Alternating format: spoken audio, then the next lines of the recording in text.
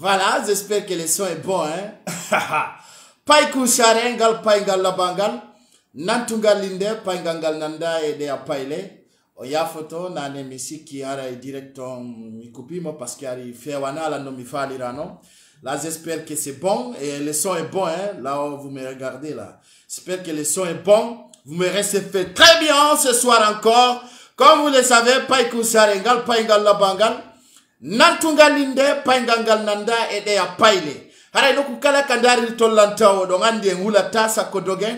Haray kwati konta ko piti bui wonde yewtu de kakiki de do. Haray no andi don non si tawi songon no jabi telen ka woni don ton. Toussez le bouton et partagez l'affaire. Paiku sare katigi. Hara wanaka samakala la andi no kukala ka wontir don yo saido. Haray don nangela, j'espère que le son est bon. Le son est bon dans votre côté, je vais entendre très bien, le son est bon. La fala on a demandé si son on no japi. Ara kapay ku sare ka tigi tape kergede ma partage en vidéo comme un pata wandugon. Est-ce que son on no jabi telen ka wonir don ton. J'espère que bien le son est bon. Le son est bon. OK, moi je vais vous kiffer par là. Donc comme vous le savez, comme vous le constatez, ce soir encore comme souvent et wawa yadu diara iden famo ndiri piji din kadi hara mo kala no jentori ka wontiri tom ara kala ka wontir da pay kusare no euro ma lando si don e jam no ku kala ka wontir do e ka jodo don si tawi songon no modi kay la fala andu de oui déjà oui bien que vous avez monté je vois beaucoup de cœur partout là vous êtes le son est bon hein OK pay kusare naka birdi voilà ara musibe wombe landar de kwati kom wodi pijande di nyamite tendo kono no andir do non do ngewtude do taw e yada baba samba dose donc do ngande ne ngula tasa ko dogen donc mettez le cœur partager parce que stratégie di kesika no arde no ku kala kandari tongen komba ulata kambe oko senerde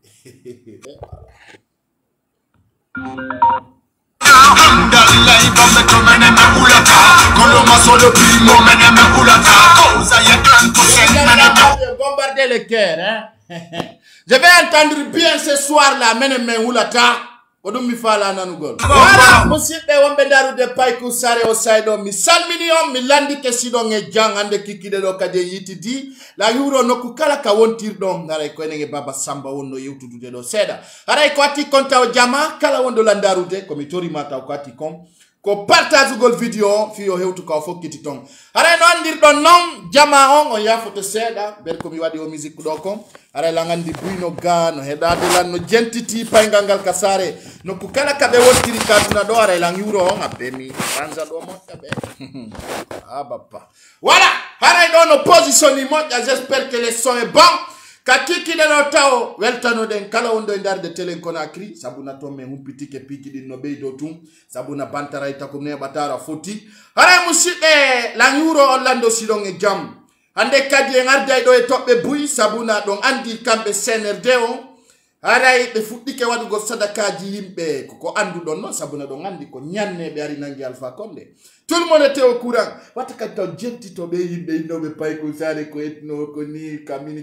C'est pas notre affaire. Nous, quand tu parles mon nom là, si tu n'es pas important, je ne te réponds pas parce que je sais que tu es petit dans la cité. Quoi qu'il con, mais à la non, quand tu es tati, woni ko be yaltiniri selu dalen kasudu mako. Et ato e muta de pigiding, de ngandi anki kanko Mamadi Doumbouya ko fode karia o nyalli. Kondu nabi mo fode karia do ngandi ko kan woddu do e ko do wonno base makko depuis 2017 ko do wonno kanko Mamadi Doumbouya bandiru ndon Jordan Condé no andir do non kanko Ousmane Gawal kanko kadi o fuddike andugol o anda fi dossier ji gono wattitirini no wattitirini du yonda yon ko ajumo donc ko ati kon ile ngandi kanko Cerno be namo Alaji Cerno Boubacar Ba bandi jokkaji hulbini do wondutudo e Mamadi Doumbouya on bandi jo do momi woni ngalande fimu ko bandi jo delinquant jo hulbini do sabuna be no tawa e ko wi jama on kanko Mamadi Doumbouya e wobbe acci amina ta direct be daro e noddugol lam pourtant moi à partir de 20h là on m'appelle pas hein. Et mon gars je suis en direct hein. Voilà. Vos informations la gardez parce que le King a rentré aussi ce soir. Donc chers Guinéens, chers compatriotes, donc anti kanko ala di Cerno Mamadou Ba bandi jo kadi wontuno do Dadis Camara bandi jo fewndo do ni kadi wontudo do Mamadi Doumbouya no andir don non escrobe jandube o ko mo dingirawi bandi jo wulbini don no andir don non no tawa e ko woni unogol Mamadi Doumbouya haray Cellou Dalein Diallo no iri talki ka makko haray sa yaltinimo don a bonnay mo fere ayare buyanda piji din no woni yarude no humpitorde non kadi hewtugol Mamadi Doumbouya telen fode kariao haray de hirsuno pulijo e video ji di yaltay do ay do ngandi menen ko suudi ko amen nata ko espace huli ko walla ko nandita tay din piji menen si men nati men wekkitay fo ko dun des fois be jetta men etuno traite raciste sabu na fi yondum pay gangal wi sina pullo lami mi jabata pe o ko mi raciste ko mi etino mi pullo manin kayida pullo be yata wolu dum fewa ele ko dum woni gonga ka mo ala nali magonga wolante fenande wolu gonga wala yasi bena tawolu affaire etino tawolu affaire nya tawolu affaire Paul mi hala ifo kala komite wala nakila mi hala ifo mi ngachwangala goddo welti wala weltaki ko realite on handira nen gonga se handira nali gonga handira na fenande enen non hiden do fi wala gol ben be yidanande sabuna hande do ya bulo jero no wiya atuta minta ineti wangal na tira ke pierre mbao. Vous voyez bien mes yeux. Vous les voyez bien, ça vous montre que j'ai pas peur.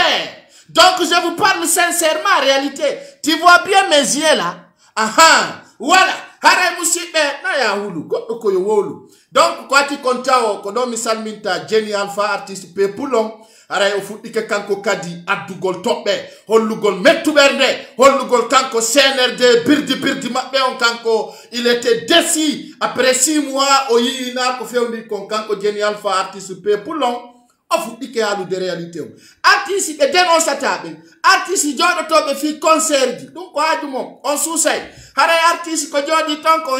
on hebbinta pale on hebbinta aldo parce que non artiste peuple comme artiste satan artiste escoro artiste birdi artiste tawata sinon pas que ça fait une de god and taille de water. Donc l'artiste doit se comporter comme Jenny Alpha. Il y a Fernando Dentou ya ko Fernando ni jabatana ni o birdi mom mi soka jode dum. Tu vois? On vous dit qu'il gol CNRD moya wokan ko dans 6 mois ko yi kon ka CNRD do mo jetali Jenny Alpha enen pita koni enen gonga si foti wa fedlo en wowle entefa yo goddo welto walla yo goddo seti na nafigi wala ko marden to nafigi wari ko muttaru jallo on kay le fuddike yitude lawol sabuna hudo tappongo fuddori e partager man hino do 2000 personnes dum ko yo natu tum partage sabuna so yande ko yete kon espace FM politique e Meriador Jawi ko jamao menen kala mediana to do filonga mengo me so fintinay moy leti nana fi artiste ko lutikon mena men so kaju de si menati men pena na kala sikudo ko birdi hara no andi don non si 2000 personnes partage 2000 personnes kadi yay na don e groupe ji WhatsApp din kupindiro nati diro to foppa hewa meddindiro to hayona hara musibe ko atti ko ngi hara no e tobbe janande den hara do andi tawo mi yewta on do tobbere président Cellou Dalein tawo modu abitu de yewtere de hande kadi wacca men wola sabuna hande ngayuri ndin ko na kiri ko Cellou Dalein no andi don non kadi la weltanadi do kanko docteur Usu Fodé Usu docteur Fodé Usu mi nani mo yewtere hande ko andi o woli sa nani escoro be lagini ko be politicien be nafigi escoro vrai ko be politicien be bandibe ko nafigi be vrai il y a des politiciens tawata benno yade ka Mamadi Doumbouya wiya mo Mamadi meden yinama meden faladama la mo 5 ans ko Fodé Usu woli konko gonga big up si on continue amayata akidi data awona toujours nouvelle tawati au top 10 donc ça sousta jama ndar tamay o poto pacha ala diki imenja bata dans ce sens en weltantomo kanko docteur Fodé Usu gonga di makodi arano ngawali wa manja sidibe enandu tube dum o poto pacha mo parampa dans ce sens hare Mamadi Doumbouya ko atikon en penya na modo seda wade mo ko benata ko rappel à Nord donc andi si wiama rappel à Nord Donc, ko wiete kala soldat de rang. Donc, il y a des soldats de rang, il y a des soldats catastrophes, il y a des soldats médiocres, il y a des soldats parmi des soldats. Dans ce sens, ce soir, je salue tous mes spectateurs qui me suivent partout au monde. Et mi volta porto a woɓɓe ara ton kapta ko yiɗa namde parce que mi portore ande no feewi ha Mamadi Doumbouya ɓe naadima non e tana hirsugol puuli Mamadi Doumbouya tawa ala ko gera sina hirsugol ɓiɗɗo goɗɗo jama hino hawni hino hulɓini Mamadi Doumbouya kala ko bonnanta selludale so wiyama kango hirsata o hirsoyte sabu wonɗum o wiyeteɗo ɗo ceerno Mamadou momi yaltini ɗo joni o momi yaltini ɗo inde mum joni o bandijo o ko neɗɗo hulɓiniɗo komo dingirawi partage la vidéo o ko siɗɗo Tibou Camara ɓe dingirawi ɓe gacca hakke sabuna min mi yawata ko hay goto kono si gonga fotiwa monima si gonga fotiwa kakilima min pay kusare mi tindoto mi wowla min ni on fulɓe escoroɓe satande banditisme no ɓaawo Doumbouya ɓe muyta toon soketi wola penale minen gandi on Allah sofinayo no arde dossier mon on no arde partagez vidéo man s'il vous plaît ɓe bandiɓe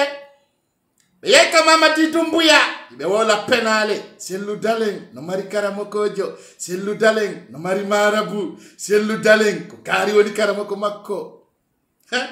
ababa ɓe yi première étape on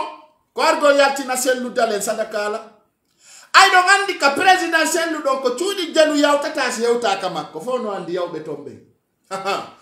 awa nder mum kanko ceerno Mamadou e fulɓe gono nder ton ino ɓe ton ɓe darami ɗon ini ɓe diwna yalata inde mon ko wolata inde mon ko ngaray ɓe inafi Allah sunna inafi jara goɗɗo ha jaka ay ɓe mayoɓe ara ko karjak ɓe mayoɓe ara ko crise ɓe mayoɓe ara no signini ono hay mayɗo hunduko mo ha yimɓe ɓe yi on banayi on hombotaka par ce que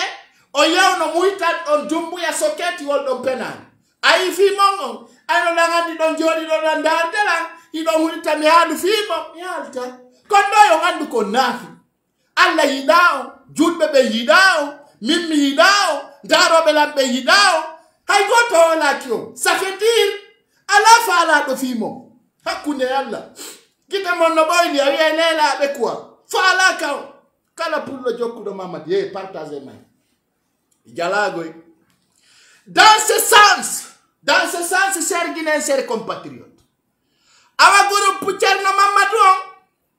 ɓe yeɓe wi Mamadi Doumbouya sellu dalen no mari karamoko sellu dalen no iri piiji ka makko ton yoɓe yaltimmo Mamadi wi wayi o wini ke yoɓe yaw ko gonga andi ko kon formation sans hakkil mari pinka olori dole janga fama fu sino waywa ma janga dole tu ndi hocci ndi yayi to ndi waɗa birdir ndi c'est vrai ɓe hamma ka sellu ɓey koma sellu yalta ni ka woni ɗo ni ɓe naɓi ton karamokoɓe ɓe jasa ton ni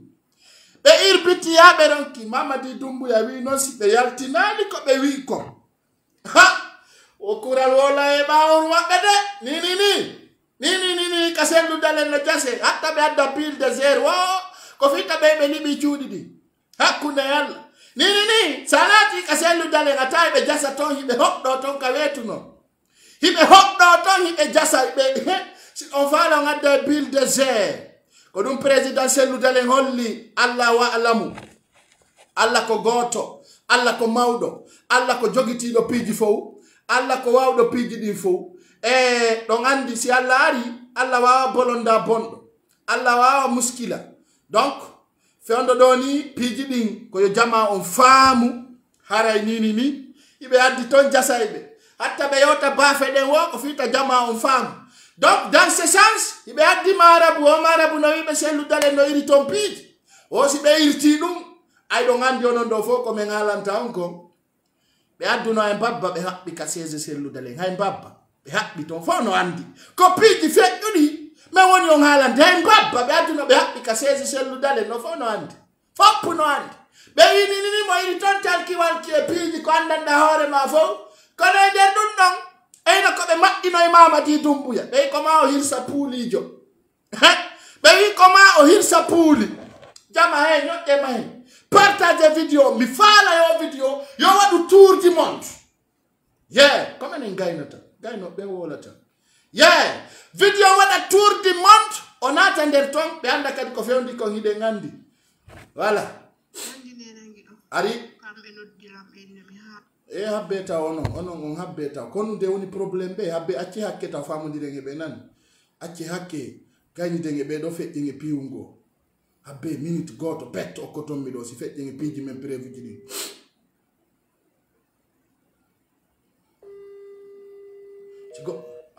si goɗɗo noddima no nodditike ma tawi ko birdi ko ya bulokumo direct min si a noddilam mi nodditi a fuɗɗike waɗugol pocco paccare tummi bloquete woni par ce que arta bonna ɗo poloro andu en habbe nani ay so ngawjali partage ɗo mayta wagayniden e ɓeɗo voilà ni birdi on na ko gaynete acce min e ɓeɗo min gaynita nani akkela e taw noddude ka numéro an on bonnantalan ɗo fuf komi woni ko ngalde ɗo na pocco pacca yombela noddude ɗo mi anda ko ɓe holla noddirde voilà so nodditilan en haɓay goy so nodditila si mi noddi on ƴettali so acci aminati ɗo direct to nodditilan billa en haɓay goy awa weltala nani sa noddilan tawi ɗa andi ɗam position ni wolan go jama ko fewndi laggiɗo mi nodditima fuɗɗike poto allah anon ɓeɗo min ɓe siga ɓe no sunnanmi ka wonki an quoi min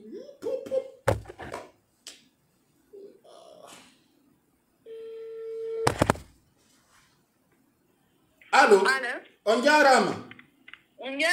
iɗon e jam no ɓe ngure jawle alhamdulillah ko pay ko sare nodduɗon ɗo jonga téléphone no yasu awara nodditirali ni o numéro ɗo nani awa ko bira ngaɓe alawa ko même numéro woni ko whatsapp e ka direct faw mi sikka jona beɓe ara ami mi anda kon ɗum e piiji kiɗɗi ni quoi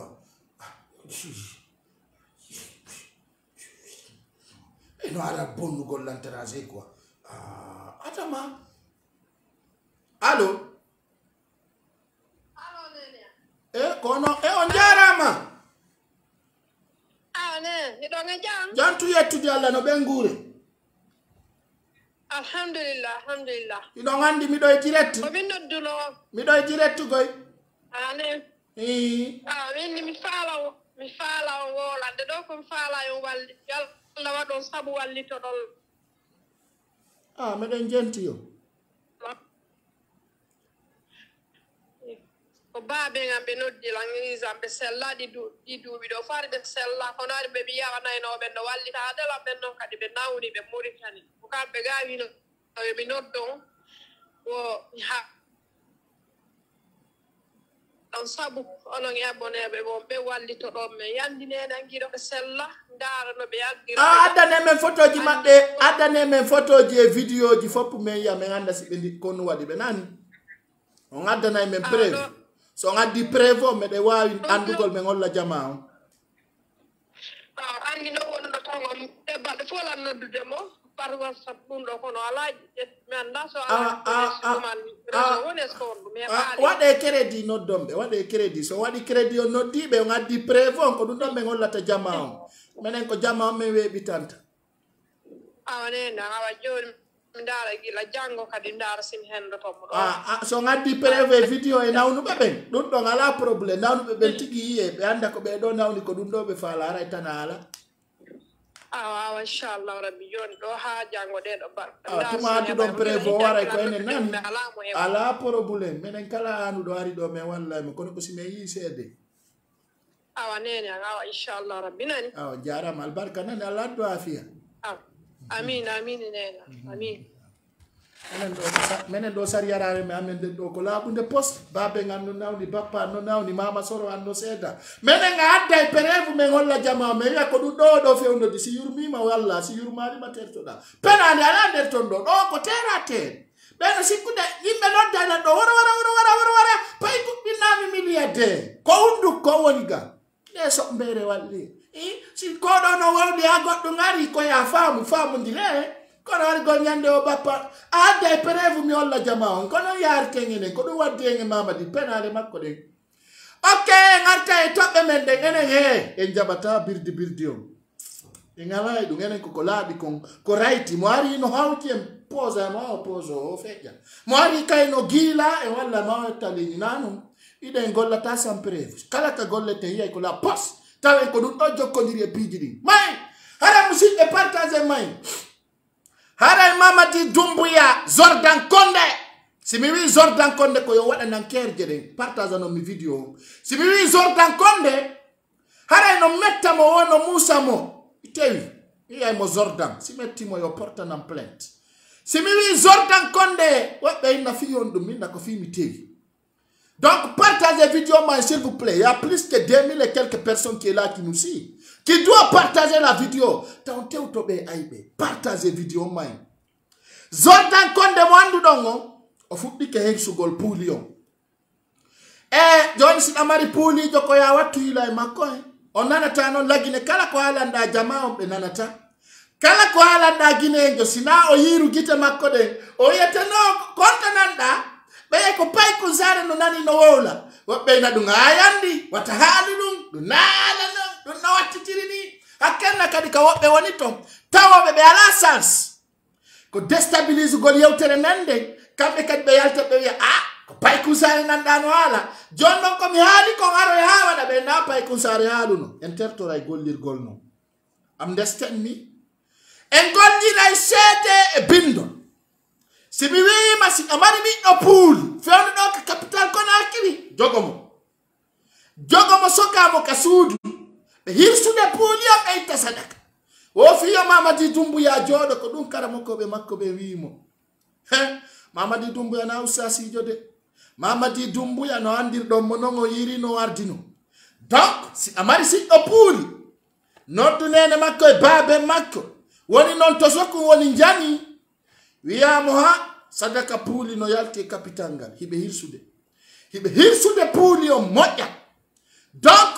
he jode jalon ay gine nga wiya mo mayde no wodi o yama nini balde Allah nali acce jalgol kirdagoy hakkunde ni Allah kirda ko lagina no yata goddo jango mayde no wodi o jallo o jodo e jalgol harale an wondo mo halande o anga jala dandi ko gonga wonda mo halande taw jettan comédien j'aime pas ça. J'aime pas que vous me rigolez. J'aime pas. Arrêtez vos propagandes là. Mida ati. Sonjori ke jalgo mida nina mia. Kogonga mi oni Ireland. Si amari bi opuli. Maru nani. Déjà quand Mamadi Doumbouya oui on le pays est menacé. Ko fait na de fous. Tapale. O fala ma hisu de pulio. Moja sadaka jija mpuli. Ko dum woni ko be wola na. Wodun don kay farla selu dalen.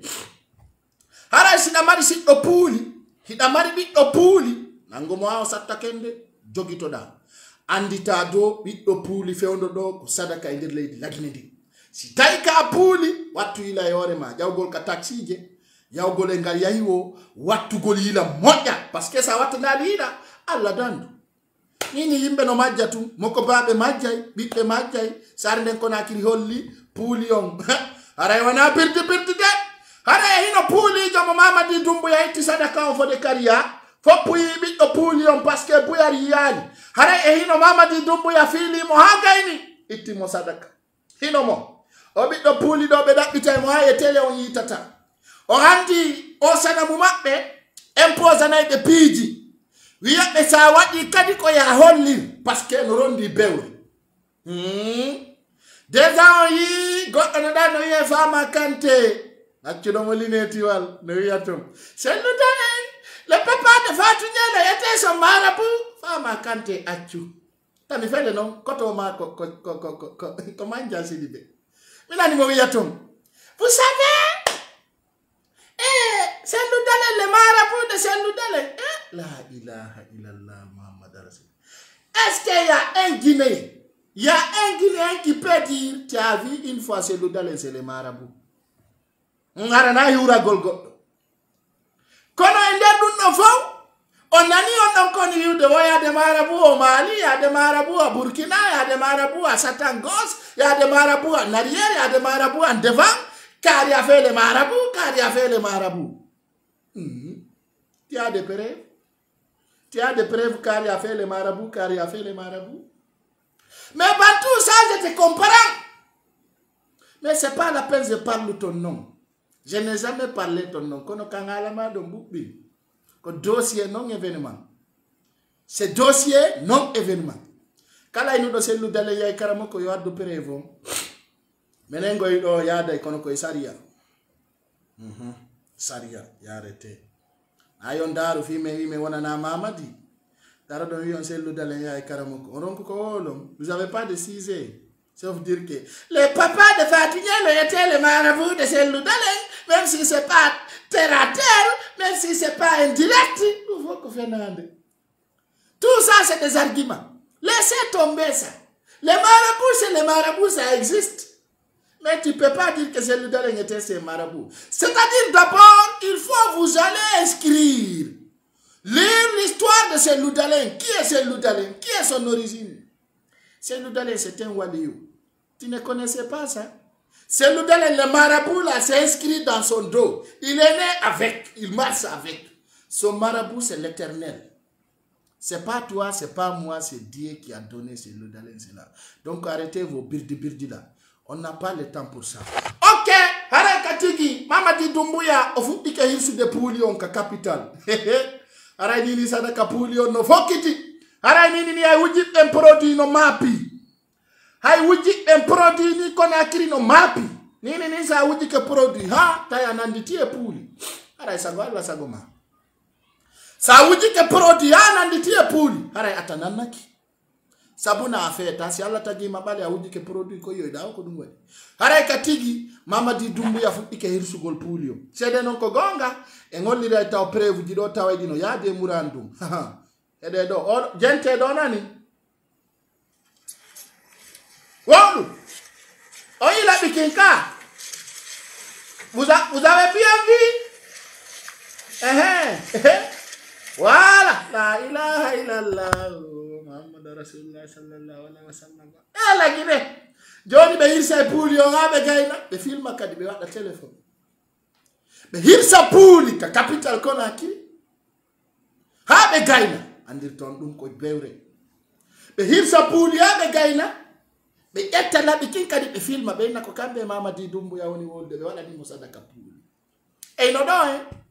c'est clair. Joni na suuda gol. Uksum billah. Johnny na hay suuda gol si be hirsi Pouli jonga be gayni ko be yaltu kadi be yame hirsi Pouli e no perevo lagine woni leydi go lagine woni continent go tawaka leydi den c'est nouveau continent Johnny be hirsi Pouli abe gayne be filma kadi be yakko kambe Mamadi woni wolude jode yon dare do e jama hara kadi be jogi ti labi kinka jungo dare La ilaha. Mettez cœur. Partage au main.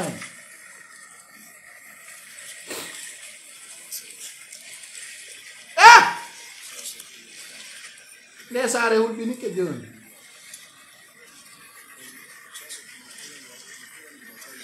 Au président de la transition, on va donner ça. Sacrifice, nanede. O sacrifice fi. Awajama wombelanda rute.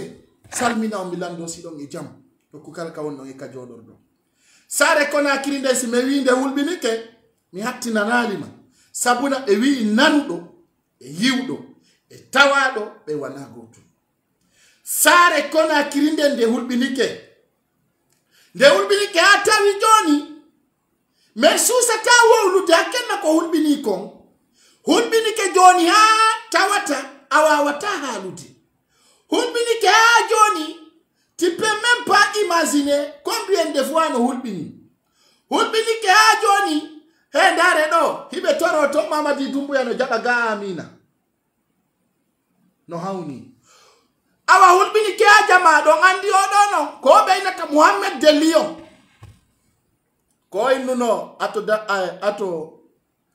ato Mamadi Doumbouya wadde coup d'état on Alpha Condé coup de men wadi Alpha Condé ko bandi do yaltuno wi jama'o wo kanko hoydi lasana konte no natiri wo ka leggal no takko ka pale do fono andi ka bantan hido o bandi do no jono wati sande Mamadi Doumbouya puuli sare Conakry nden hewtino kugo joni be hendo to puuli be hersira wa cofu la mu bandi joni be hendo to puuli be hirsa ono rewa puuli maninka walla puuli bale walla puuli dane to si be endike puuli ara puuli ko yo preparo ha moƴƴa be huwa puuli ko hulbini sabuna be hirsira on wacofo puuli Conakry o mapo to woni ara puuli be yo fuddo aventure yaltugol leydi sabuna si Mamadi endike o hirsira wacofo ndu no hulbini ha hino hawni leydi ndi hebtino kugo joni no wuli kat ka dow jawotako musidɓe wonɓe landarude sare Conakry nden hewtino kugo sabuna si hewti ka hirso puuli ara ɗum yo jama on prépare donc wuji be produit be ndo be anduna on puuli ara haju nati si ɗum gasi andi ton fewdo do ni no andirɗon no kanko Mamadi Doumbouya himo naɓi karamokoɓe ka domicile selludale Dixi Bora fewdo do ni ka wonɗen do ni sabuna ɓeɗo no décidi ko maɓe elmina selludale ɓe ɓaror Sidia Touré kono ɓe décidi ko ma selludale tappe sabuna objectif maɓɓe on ko fita pullo gaynowo hikko yeso ko ɗum ɗon woni kamɓe koniya kamɓe mbi falaka joni noon en mi accaka yo goɗɗo welto wallata welto sabuna min si miɗo wolande on hiɗon jentade haray ko ɗum woni important sabuna si gonga kan halama ɗum ɗo rewanaymo kala déjà ɓe hirsi puulijo on taw atata en feɗɗude yawgol ka selludalen kaka kamɓe ami ɓe waɗi magarawi ɓe waɗi magararare ka nder pale ɓe ami ɓe dansi ɓe waɗi ko ɓe watta kon ɓe dansi ino ɗo vidéo on ɓe dansi nder ton andi ko ɓe yetta ko si ɓe itti goɗɗo sadaka ɓe dansay ɓe ama sori on ami ɓe holli taw kamɓe sori on ka nder kanton wo kamɓe taw ko finkari ndi woni fi maɓɓe hino ɗo abbe mi holla on mi holla on taw fi taw stress o andi ton taw ko woni kon feɗɗude ko na sama kala no muusi joni puuli on najay woni bappa puuli on najji de Conakry puuli on najay woni e nder sare Conakry nde ni puuli on najay woni ay ɓe wirsi puuli jon ha ɓe gayni eyno ko ɓe waɗi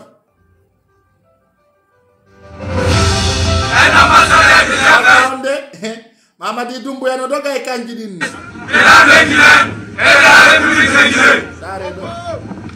dare ɗo moƴƴo eyno c'est mon fusil. Il y en a beaucoup comme ça, mais lui c'est le mien. Mon fusil c'est mon vrai copain. Lui c'est ma vie. Il faut que je... Muhammad Rasulullah. Wo finkari ndi ko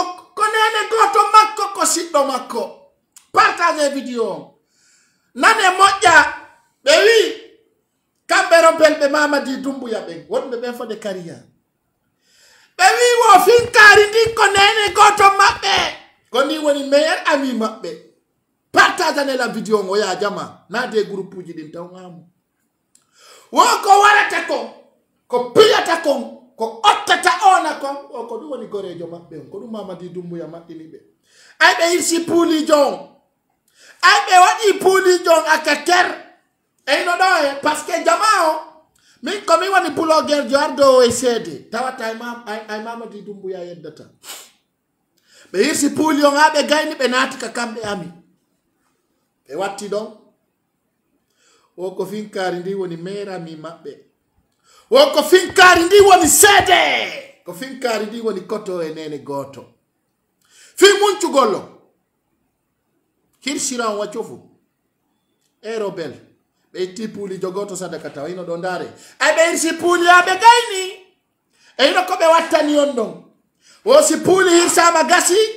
ko finkari di woni mer ami Allahu akbar di leydi lagine hulbiniki enen lagine laami do sinda oya ko lagine yata se kuture laami ha mai tay don wala naki jama lansana konte ari be wi ja sinda se kuture lansana konte mai dadis camera jetti me wi sinda lansana konte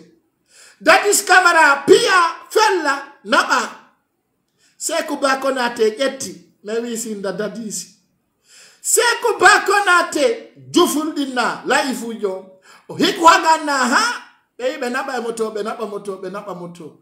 ondo yaay Alpha Condé ari me indi sinda Seku Bakonate dum gasi Alpha Condé yo sedak hay o sedak angongine enjo mi da sueta Alpha Condé joyeux anniversaire minni e mapik enen ko bawo tu enen ko derrière tu enen sinda bawo enen sinda yeso ala no mi anda konto dukti no onon gine parce que si minni enen gine ngare no mapi ni mi ha mimi andane ko sinda bawo tu sinda oda ene sinda yeso ala ardo sinda oya be yino sinda dadisi puchina andu do non Jordan Condé no desidi nane do ko maddini be do ko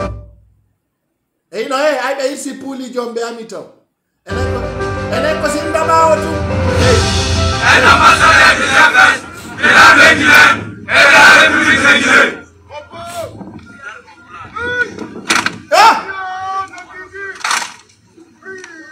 Ça, c'est mon fusil. Il y en a beaucoup comme ça, mais lui, c'est le mien. Mon fusil, c'est mon vrai copain. Lui, c'est ma vie.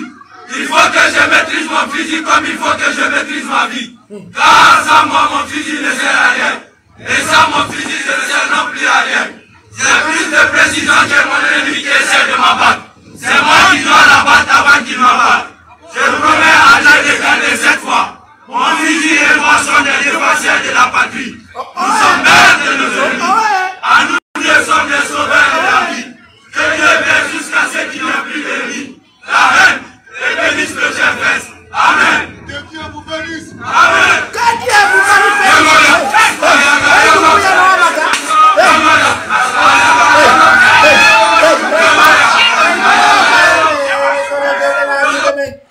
Amico kodoroge hibe dekki bere ha la ilaha illallah muhammad rasulullah inni anda ko honto lagine falli si mi jodi ke mi meji tike fi lagine dande ande udde ndare dakkali ko woni huude jama hibe sokki bere ha nyami kokaini no nate kando hirsi puli jono am o ko bela miyo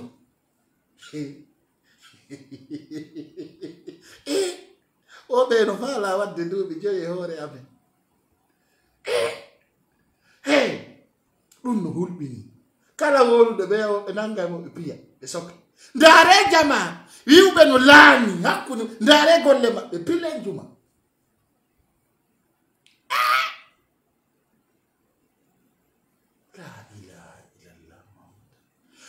partage video ma jama dum do no du'a tournude mimmi do ngaldi jodi je vous dis et je vous répète ça fait pitié ndare wonbe video hino laami ndare golle be wonon ko be exemple hibe dekki bere ha hibe gila hibe naate nder kan hibe fali pinkaaje be wala halaji sella mimmi ngaldi je suis étonné. Je suis étonné de leur caractère. Dundo parce que na fo wawata yide dundo. Na fo wawata yide dundo. Je vous dis, ça fait pitié. Ça fait pitié. La hey. Nous sommes maîtres de nos ennemis. À nous deux sommes des sauveurs. Hombo wani ennemi mon. Hombo wani ennemi mon. Hombo. Qui est votre ennemi? Mene wala na be gonga, c'est nous votre ennemi. C'est nous. Et regardez cela. Regardez ça, s'il vous plaît.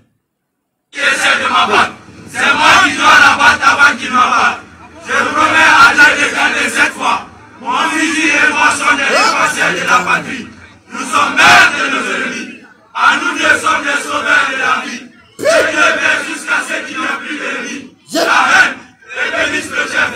Amen. Que Dieu vous bénisse. Amen. Que Dieu vous malbénisse.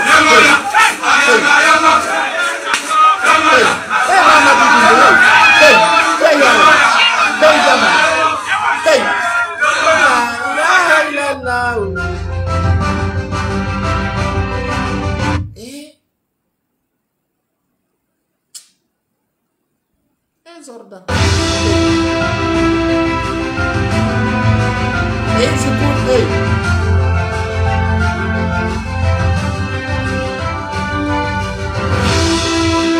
Dico io.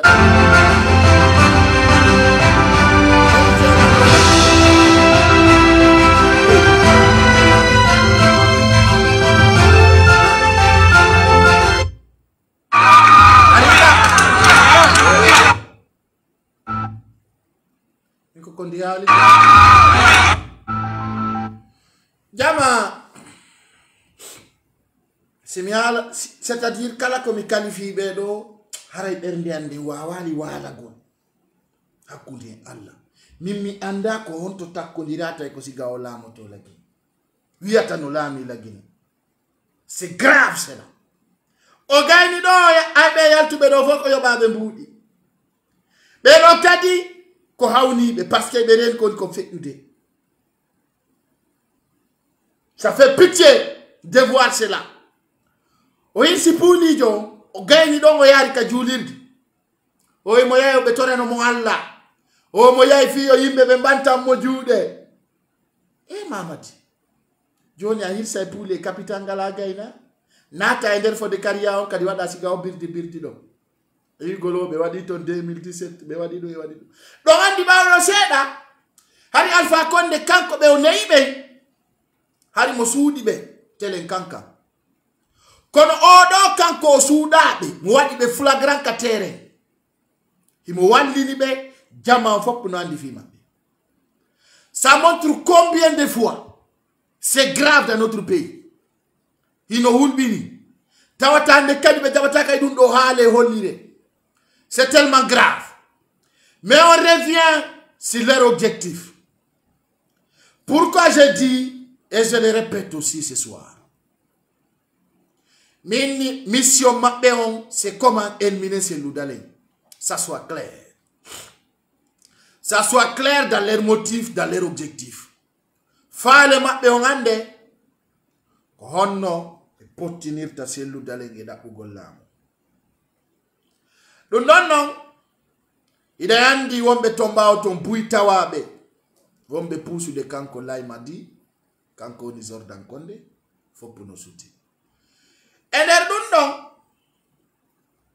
o anti me ala niyo namone Sidia Touré be woni namone ay goto sina Cellou Dalein si Cellou Dalein kadi fe isi ko Aliou Bari be wona contre makko parce que be décidi nayo pullo ardo e der leydi de hande hino hawni ha tawata ben fulbe hande yawnobe wi Mamadi Doumbouya Cellou Dalein no irital kika makko no natiri ni no yaltitiri ni sabuna hande ay jalbuda be yay ko karamoko jo wadi no wattitiri ni no wattitiri ni. Dans ce sens fewdo doni ka Cellou Dalein ka domicile makko ka andu don hibe nabi ton jasay be karamokobe be ngala ko ala woni wadde ka der galle do fewdo doni ben no jasa ton ino huwa piji hawnidi tawata ko catastrophe ibe sikkude non ko be dabbata kon no ton ko nyande no wi don ala ton ko de nyande medo dion e laymadi o jabondiray parce que si luttuno kanko tunnu o accayno don Cellou e Sidia o continue haaji makko mais ko ay be rasirimo so be itti don Cellou Dalein yana e pito o dum kanko wonno ka esprit makko e der dum don be wi reculer pour me sauter dum ko porto al dum be wi wo yiltitorgol baaw fi hebugol vitesse njanono yara yeso bona hande dum holli e adna l'enfant depuis selludale itta ɗon o ɓurtu towude ka étoile o heɓi galle ɓurɗe ɗen ɗon yaajude hande o yi ka 16 makko ko ɗo mi salminta Morlay Silla l'enfant de Kanya nani yewtere ma nde ɓiɗɗo gorko e nder ɗum ɗon holli sikkude ɗum laymati si ɓe itti ɗon selludale haray c'est fini he awantu min kay la himmi on hello haray selludale yani c'est fini awa jama on non nini no mobilise no woni déterminé hino yawde akkeya président selludale nokku kala ka o yaari kadi sécurité on ɓeydike joni noon e hino plan CNRD on taw contre selludale ɗum ɗon noon ñande waɗi woto jama on jooɗo sakko ɗano partagé non au parti ɗo c'est très important parce que ɗo c'est pas quelque chose à négliger dans ce sens Guinéen compatriote hande e samedi woni o yewtude ɗum o yi ɗum hari mi rewa heɓugol mila jogiti ɗum ɗo carton ji hande le 5 mars mi haalan noon ko hande combat jano on fuɗɗoto ko hande combat jano on fuɗɗoto e nder capital Conakry ngal sabuna hande kadi ko honɗum ɓe faalete e ko honɗum ɓe tantata ko fermugol kay FDG fottata ɗon awa ko ɗon non woni ko woni ko on andiɗa ɗon ko domicile privé wiya ka selludale ɓe yiɗo wo ko suudu privé hara musidɓe non nagol mo gosota ko moƴƴa ɗum no rondi dabosi ko ɗum woni fi Mamadi Doumbouya o Mamadi Doumbouya hunduko makko no mari dabos lando moƴƴa kon ɓeynata dabos c'est-à-dire sa nani dabos ko neɗɗo mo gostaka hara no hunduko no waɗi ngara ngara nini ko non wonirɗa sabuna mi halante ne ñiññini haray non o parti ɗo ko yen andu jama Guinée o ɓeyinnoɓe ta Amdallah yaltu ta Bambe to yaltu ta Kosa yaltu ta goye goto woni yaltinde goɗɗo no woodi ko arta yaltingol Guinée ɓe ɓen tawata wiiɗa e ɓe yaltuta ɓe yaltu ɓe yaltana e hoore maɓɓe ɗum ɗon goɗɗo wowli wowla aray ka ɓe yalti dans ce sens je vais dire ser Guinéen compatriote kanko Mamadi Doumbouya vitesse supérieure CNRD ko ɓe ardude kon à partir de mois prochain ɓe haɓɓitoto ko ma ɓe ferma kala 16 partis politiques déjà no andirɗon noon ɓe yilti kanko Sidia Touré tawno mo kuppi biye yawgol France fo no andi kono ɗum médiaji ɗi ngalata kanko Sidia Touré ɓe yiltima e ɓe andi hande mi haalan noon fiyer Guinée deƴƴay on dossier ɗon deƴƴay fi suudu sellu ndum deƴƴi ko honto fokkitira ko hirsugol puuli itta sadaka ɗum ɗon kadi feƴƴay iɗe garde noon e tracé ɓurɗon ngaɗude ko ñande ɓe wi taw ɓe fermay parti selludale ngo ko ɗon non militant et sympathisant on immoto ɓe immora fi manque de courant, manque d'électricité, manque de manger, manque de condiments. Manque de manger, manque de condiments. Ay fewno ɗo ni mi andintinna on haray takure bantara neɓata fota ka marché Allah yo sattuwa nafi gisintira Allah yo sattuwa mo ala ñallira si leydi satti miskino anday Allah yo sattuwa ay sa nani fo no fota ko goɗɗum woodi sa nani fo no fota ko yimɓe ɓe ñaami ha haari sa nanu fo no fota walla fo no yondini ko jama on ñaami ha haari sina ɗum fo yahay ka hore lawol ɓeyɗi 5 question de tan no laaɓi poy sa nani fo foti ko tina woni tawaka walla ko joma jawdi woni battaki si fo foti tun aduna on bonay haray ko aduna on non fokkiti ɗon tele lagine haray ko sattiya tawata goɗɗo wowlata si ɓe nima fo no fota accu ha téléphone ji yaltine fo wiya ko iPhone jogiti andon noon na sodugol iPhone o woni probléme ko sokkoto kon ko ɗum woni nder ton musidɓe hino arde ka tawata laymadi wawata supportude influence présidentielle ludalen o ka présidentielle ludalen holli ɗon fo wana gotum fo kadi wonata gotum womo arima hersingol o wawalima hersinde mo arima inningol o tawi ka laaɓuɗo sabuna e amanɗa gaño ma e fetere o yiya a wiccimo lobbe ta presidential ludale wo Lucifo sina dum be bay ko be mijo e der mum kanko laymadi Jordan Konde o aroya e fermugol parti di déjà i don andi opposant be buy wowluno fi modum be wobe jatta e passeport ji e jatta e piji be wada yi be wadira ni y a pas de problème mais dans ce sens nyande kala kadi o sikki o ferma yon parti haray o sikki fenande sabu nande kadi be watar gol be baraka selludale dun taw ko go di mengel be wawata ande kadi ar gol jetta selludale ngan notas parce que ko be jokkiri mo kon fo be tay ko penale e be andi kadi batti selludale yalti kama ko don ay be arno hollugol mo dole ay o yalti joni non laabanibe wana don selludale kadi holori jon non do be jasayabe gayna kono document no aroyde be na justice on wi haray don ko selludale jeyi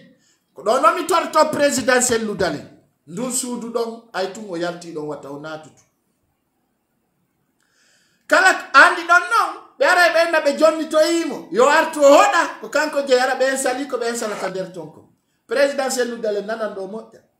ay si be jonni tima don be wattani ma otoje tatita natu don ay be yibe jonni tima don tawalto be way wadde poson ka der suudu ton be way en salude ton virus tout est possible donc dans ce sens si be ni be jonni to ma don ay na ciala kanka justice ta memude indu don harmini afalaka ande mi hedi que ma présidentielle ludale mi andi tu es bien mais tu es effacé ko la tu ma yori ami alamut dans ce sens hibe desidi ko mabe ittamudo déjà be ittimodo joni non kadi be aro yasi be gayni wadde ko be watta ko be nakatigi justice ondaro e kaydi jidin apon joni haray imo wawi hettude ta artuɗon de ta memu har min ka yaltuɗa ɗon ta natutuɗon joni noon la heɗi lay maddi par ce que haaju no arde lagine haaju noon haaju siko goto ɗum ko haajuji gasali ay ko hirso puuli o fuɗɗori firtugol sadaka marsali dans ce sens ɓe ara inugol noon ɓe jonniti selludalen taw memu few o yaw faalaka hande kadi e kadi ko satti wo ko satti I mean si selludale way wawa seconde goto lagine huɓɓay min no wiyeteɗo mori konde ari ɗon iwri selludale waɗi ni jaɓata siko min kono anko an kono min siko min jaɓata hakkune Allah sare a wuri kala min ay dégas direct ko wade waɗɗon selludale ni siko min ay sali ta salmina sa salmini lam battotoma mimi min si gagne si hikki ke yeso haray wondo bawo ko yo wakkilo walla be buyni haka yoni wo ɗum ko ɗum wonderto min si ko si gan hikki yeso haray ko yito yawo ko ɗum mimi tefa hakkude Allah dans ce sens erguinen ser compatriote combat no arde à partir de 15 ndu lewru ɗo 15 ndu lewru ɗo combat no arde jano capital Conakry ngal kono woni on combat parce que ɓe desiti commencé luɗano enen ka hiɗen desiti commencé luɓɓa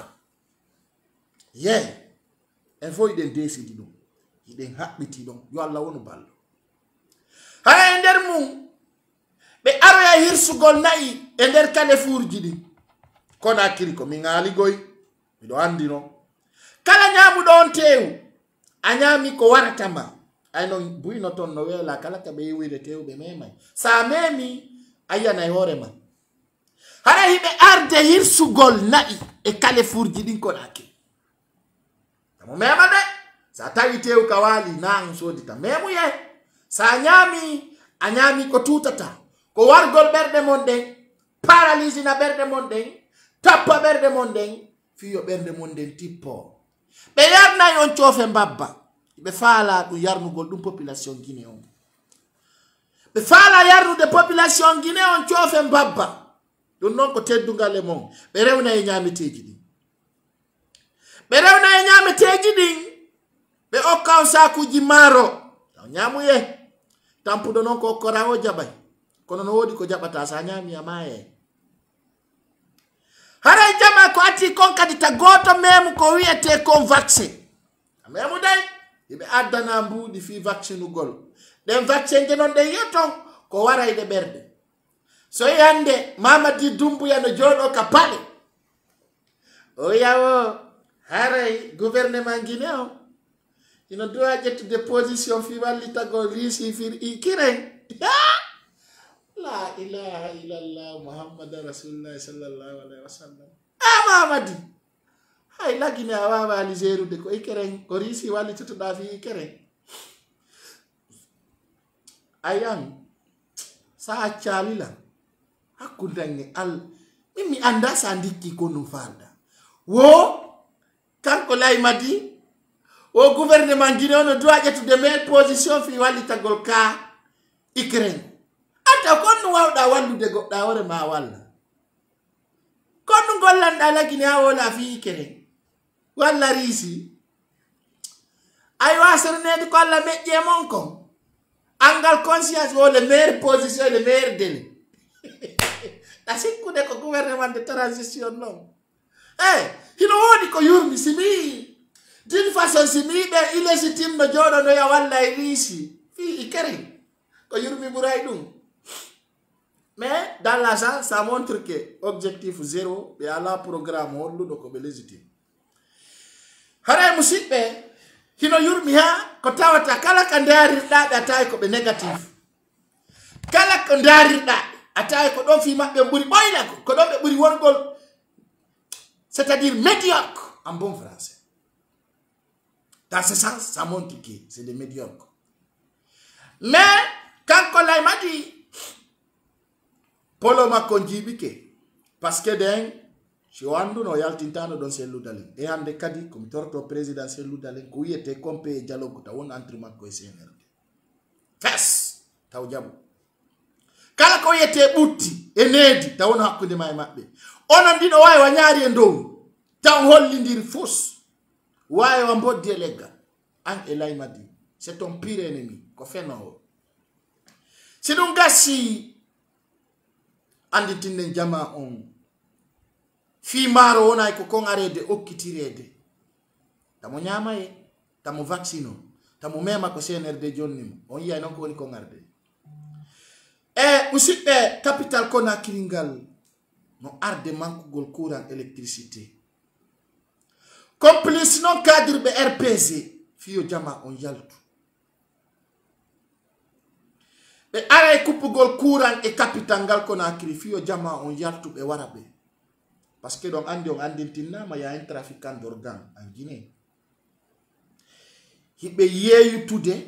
ko yete kon organe di jama on tete jope poumon kala ko yete kon organe bano adama gouvernement Guinée on no yeytude dum kay don andi ko teddungal e modon taw weddito joni kadi ari hirso puuli dum don non ko depuis Alpha Condé fo no andi e o saydo kadi kanko Laymadi be aray kinapugol commerçant be jandube bien sûr commerçant be jandube be aray kinapugol on hibe siti ton sonoko hibe siti ton buy be mi hala yuta do fi mun e saji aray didi e nder ɗum ɗon ko ɓe kina pirta on ko fi ittingollon jawle ɗuɗuɗe nde ɓe ittinoya on ɗon jawle kadi e tawa e hore lettare ɓe yakko bandi nangi on arana bandi Allah taɓe wonu sombo mum ɓe ittinoya on jawle ko ɓe yoɓa ɗi bandiji ɗi ɗon no oka ɗo ɓe jonna ɓe ko ɓe soda bere ɓe yara kono e nder ɗum ɗon kadi kanko Laymadi o heɓay no minniri on non un coup d'état on coup d'état wonɗo arde ɗo non ko coup d'état tawowo ko coup d'état wonɗo hulɓiniɗo par ce que nder mum à partir de là jama on kadi koyo ɓeydu hiwgol selludale moƴƴa sabuna tout est possible ka Laymadi fi elmingol ennemi mo ƴetti ennemi wallahi billahi ta ngaldi on nyande jour qui arrête de info kabe attaquer Cellou Dalein. Ça je le dis et je le répète. Individuellement,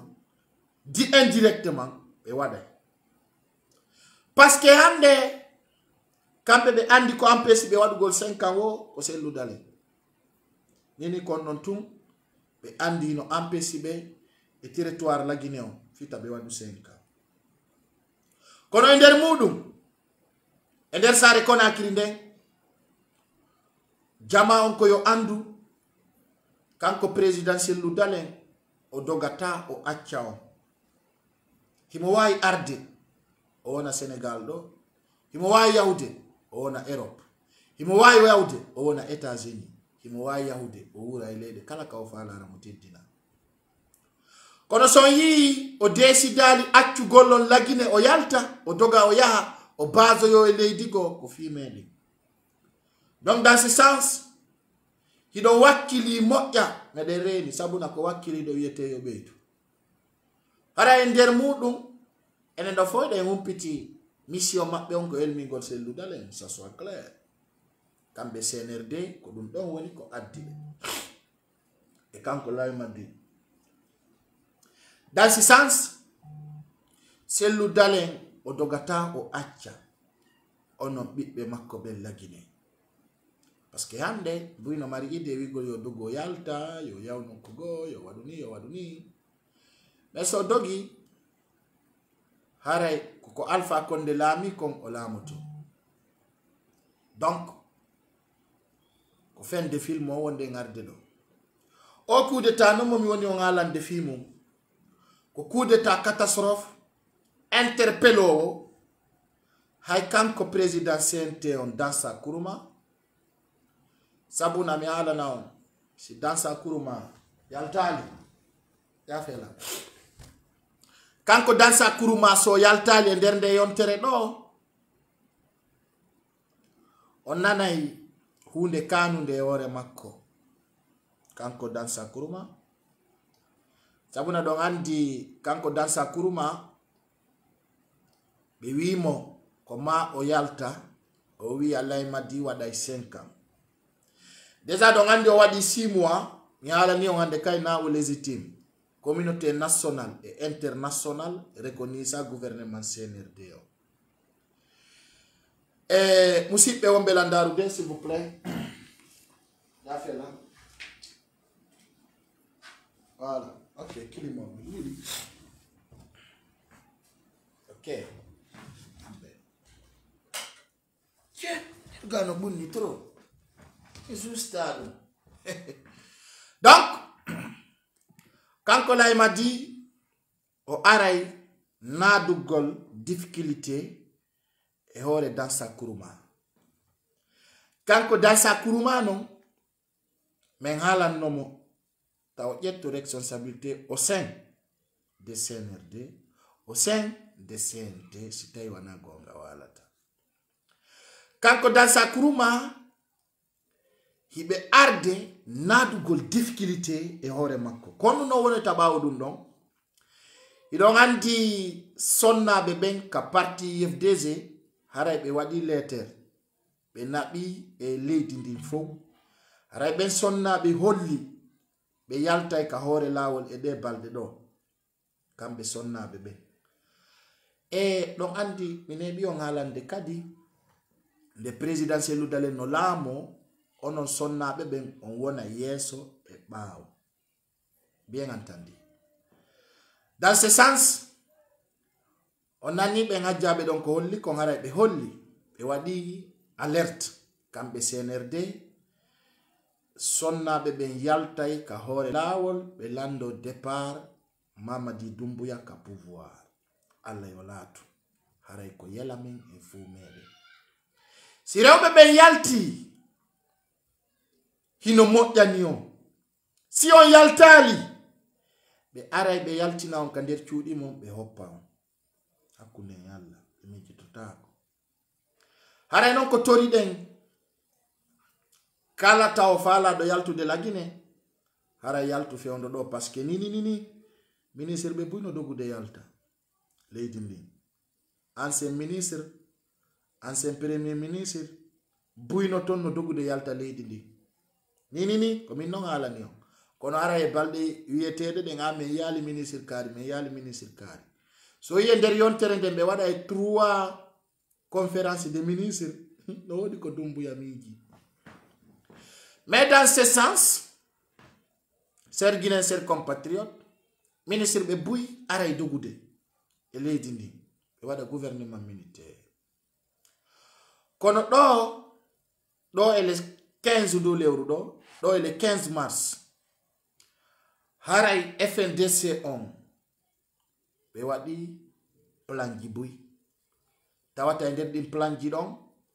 ko plan ji forudi plan ji de stratégie très fort e ore dum si jama on yalti be waray si jama on yaltali be waray ton non ko clair sabuna bedo ko yarobe ji jangari do ton do yo laba mo kala ko be wonno bawal fa konde. Dans ce sens Guinée be on belam bendarude fewndo doni kala artiste jo yidudo leydi din do aka wadde événement on doit ferme de bar ji mondi ferme lieu d'endroit ji mondi fi defandugol peuple araybe ben kamon parce que hande ka kanko Mamadi Doumbouya o yido leydi din no menasa wodi tentative mo be fala wadde ça soit clair pour vous qui vivez en Guinée. Ino wodi tentative mo be fala wadugol wonde ha mi mijoto ha tabe aru wonde be ataka ka selludale woni wadde don meeting. Des fois je pense à cela. Mina est-ce que c'est selludale yay wadugol meeting est-ce que be arata be ataka be yase individuel parce que no fo no way wonde ha no way wonde donc pijidi ta goto sikku c'est impossible no wawi wonde ka be ara be ataka bien sûr parce que hande tinnaon anniversaire be ben fuddike moya très fort anniversaire on fuddike hollude jikkungo ande be hollude caractère ji mabbe din fitta en lam so yimin si be ataki lam jabotako parce que mi lam andi ko mi woni ko halde ko hawntoni yaati. Donc dans ce sens j'ai décidé de ne pas répondre à certaines attaques mais en yalta e kabaw bape wonen franc et sincère kono woni ko mi falam yewtude hande do be andi en andi ko be miji ko joni non kanko présidentiel ludalen do wodi piji buy di tawata ko ma o wakilanodi parce que dans ce sens e yande foppu no bawo makko woni soso woni manika e bebe yotton fo no commenta do c'est des ministres de Doumbouya walla petit o wonbe ton walla sandari moƴƴa do hino do kontiji biya tay ko manjan sidi be ji on le sait tous on les connaît leur activité mais nder dum don kanko présidentiel ludalen be desidani mo piji busfi elmingol mo fewdo do ni tawi o yara ka aéroport sina dum be emiliam mo wa yaltude leydi ndin be na mo wadi dum e dum onati tayo wonu nder ton o watta ko wada yeso makko e kono no woni be arde do kambe CNRD wadugol faux coup d'état on faux coup d'état non ande a wada hunde planifiande on ta contre ma don non e bi buygoy parce que yo andu kanko Mamadi Doumbouya ben jokkube mo wonbe mo encourage de pijigo ha peuple yilti bawo makko ko ben woni aybe makko be wana mane hani kadi wo hibe kellandema parce que hida don be ittete on neddo rabbudu do ara laamo be tappete andi konde be tappatama ko nyande noddoyda ka kan fode caria on orejo on do ton o ima kanko ande kadi ne plus dans ton ordre ko de nyande do gi moto da ya ngom betetama parce que mi alante à partir de là tu contrôles plus l'armée guinéenne. C'est clair, tu les contrôles plus. Hande kadibe ala e niveau ma antigino hida anti jamala ginon nandi. Dans ce sens, si no watani ila hande kadi kanko Mamadi Doumbouya o ala cordonude ka woni yawde ton ko tuma o hewto yo o ya kono kelkari o yeyi o andi avant ka jama wona no mo seda parce que aussi kuno mari popularité hari ka fokkitio mi yae e ler kari no kelkari landemo ko fiyon ngo sanzani joni ndemo ya fo de kariya be annonsata ko tuma yae fo de kariya warti be ya yawno to parce que o andi hande kadi na ko o miji kon woni wonde. C'est sincère. Donc hande kadi o wona légitime ko zuro habbi e kile mo andi zuro no harde nyande o zuro no battade sinon gasi porto ben sofi naymo parce que no wodi yimbe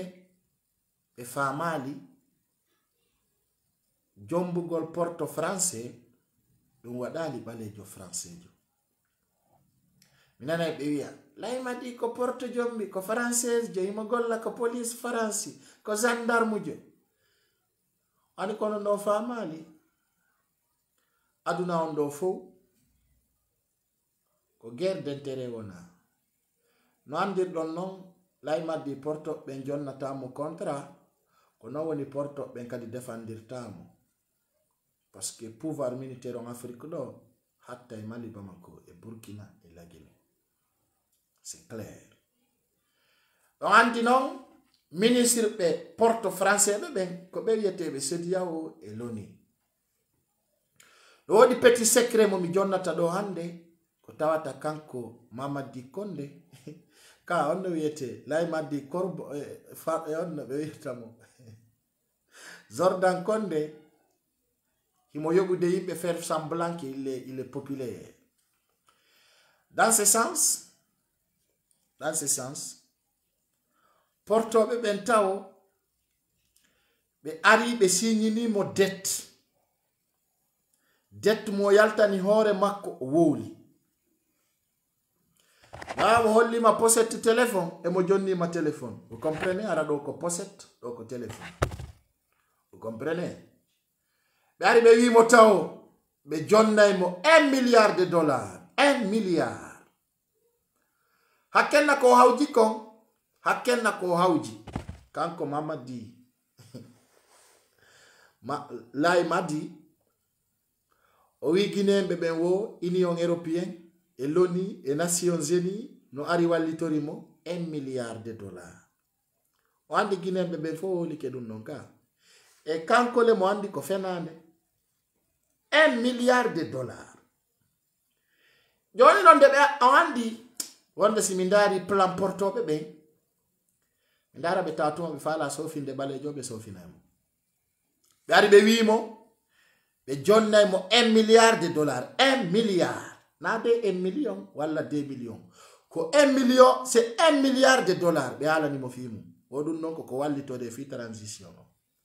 O andi kanko hali dun non ka. Saudi kadi no addi ton wobbe ni be non kay no hali ko hali kon document jidi no yaltude.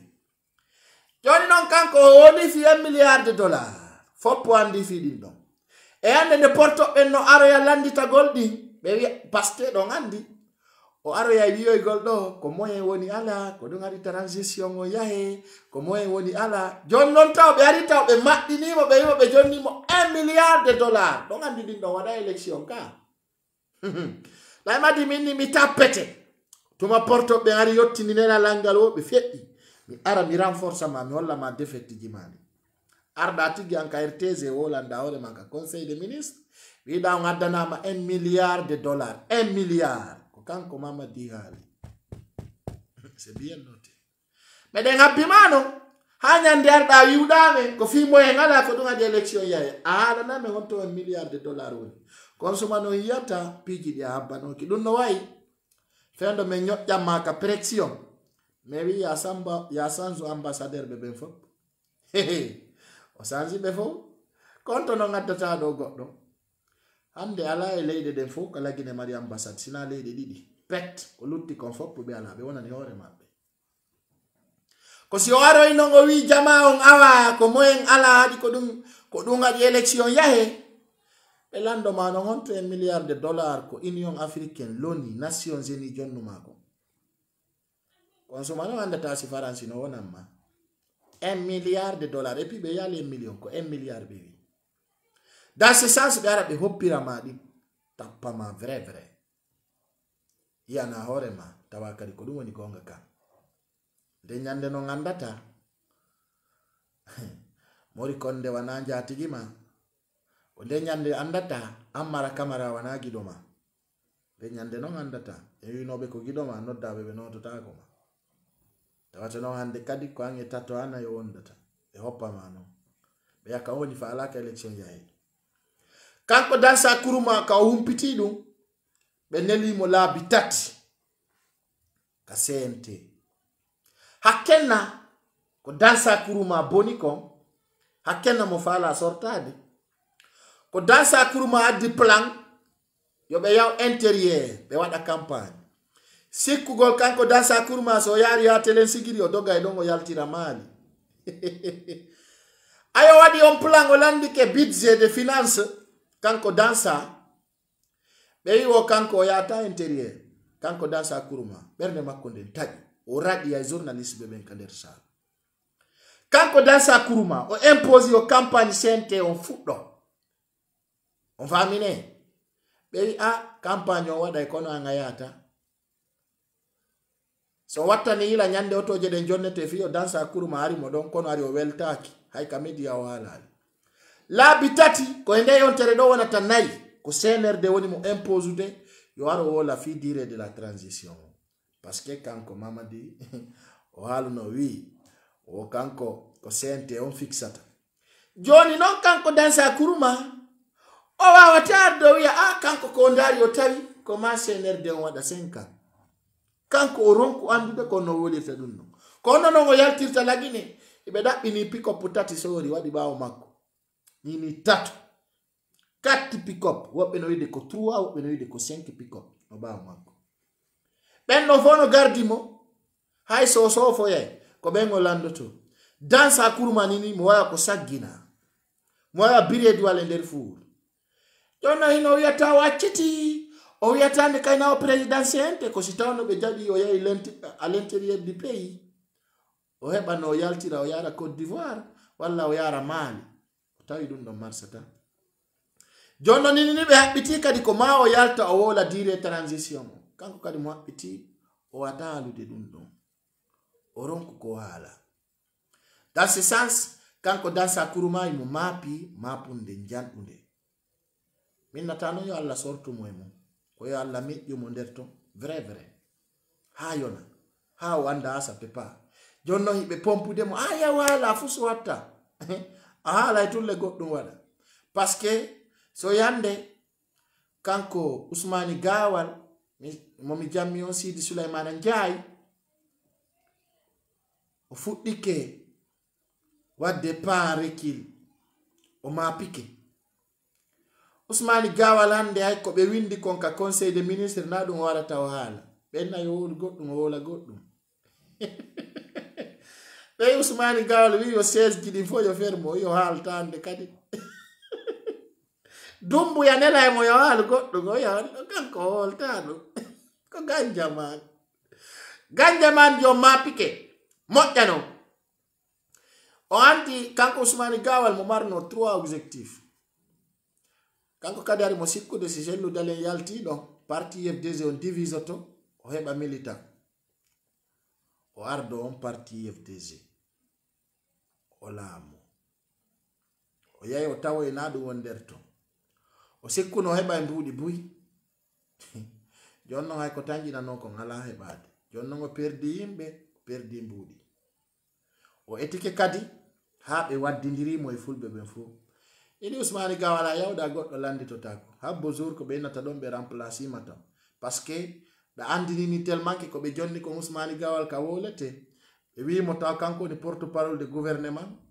ko kanko kadi woni même temps ka habitat. Dans ce sens be nadi mo etena yeyaji tati e nder dum don kanko Ousmane Gawal ko mapi kon fewndo do ni wo himo mapi himo nabi délégation ni Gawal benno jeeja ton o mo nabi ton fi yimbe no maayi ton no ira na dum nabi mo de ko nabi on délégation don ko jeejugol sukabe ben Gawal wiyabe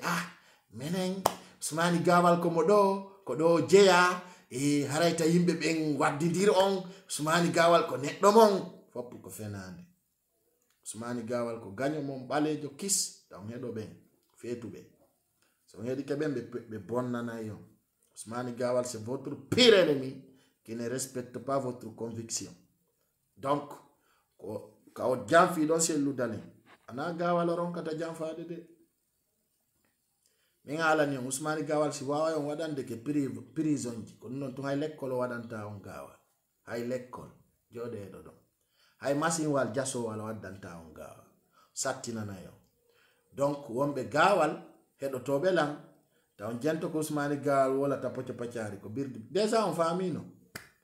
idon andi ni e nder Gawal taw ibe duwa ferme de kala ko yete ko mine d'or foppu no andi do be gayni bonno de leydi ndi Gawal jasa wada dum gayde foppu no andi. Donc e nder dum dongo haray ko yo foppu andu kanko Ousmane Gawal ko birdi ko fenande be jokkiton. Donc don foppu yo andu ko tori den jama on ko yo fo wonu sen mobiliser haray e nder nde yontere do e juma timmutude on yey kadi piiji buy lagine kala kadi ko nandon wata juyimo kala ko nandon wata wi o ngandano piiji busu wadi halanodi tawdi din don kadi o humpitike moƴƴa kadi ko woni kon arde o humpitoto ko buri ni musibbe on belandaru de pay ko sare no wonti de modon e zorte den fosina lendi argol humpita on ko fewndi ko leydi lagine haray ko mi sakkitu ton yewtugol do kadi ko kala mardo musiddo puulijo puuli hay wuji ben produit yo ardi ngakil sina dum do si be hokkima be nabay be hirsa leydi di lagine ni luwa ala saria ko yete kon saria ala lendi si saria woni ala leydi haray no hulbini woni catastrophe woni hunde tawde ko bizarre. Donc haray kala wondo lagine ko yo wakkilo wona déterminé wona kadi yimbe tawaybe be hulata parce que ngol kulo redu hino tawa e ko woni tampinde jamao on andi ko fiyon dum be woni lettirde ngol leñol pullo fuuta no huli wadugol crime no huli sokede no huli wiede no boni so yande siminni do